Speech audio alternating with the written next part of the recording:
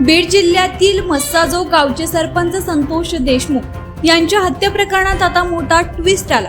या प्रकरणातील आरोपी जयराम चाटे आणि महेश केदार यांच्या जबाबात सुग्रीव कराडच्या नावाचा उल्लेख आला आहे। सुग्रीव कराडच्या सांगण्यावरून सरपंच संतोष देशमुख आणि गावातील लोकांनी सुदर्शन घुले याच्यासह मित्रांना मारहाण केली असल्याची माहिती समोर आली। त्यामुळे सुग्रीव कराड नक्की कोण आहे असा प्रश्न आता उपस्थित झाला।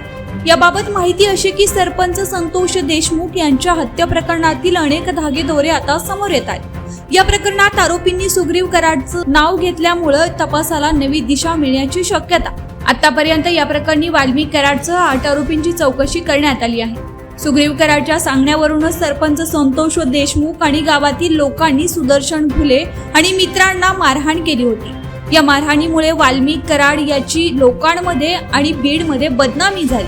त्यामुळे सुदर्शन घुले याला वाल्मिक कराड यांनी या गोष्टीचा बदला घ्यायला सांगितला होता, असं जयराम चाटे यानं जबाबात म्हटलंय।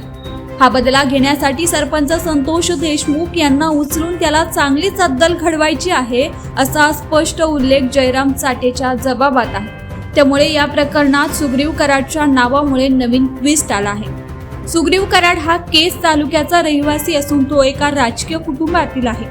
त्याची आई केज पंचायत समिती सदस्य होत्या तर पत्नी नगरसेविका राहिल्या होत्या।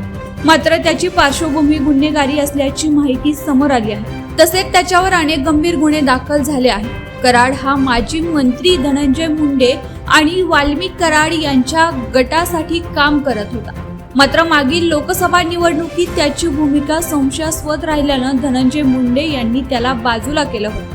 दरम्यान या प्रकरणात आरोपीच्या जबाबातून त्याचं नाव आल्यानं तपासाला वेगळीच दिशा मिळणार आहे।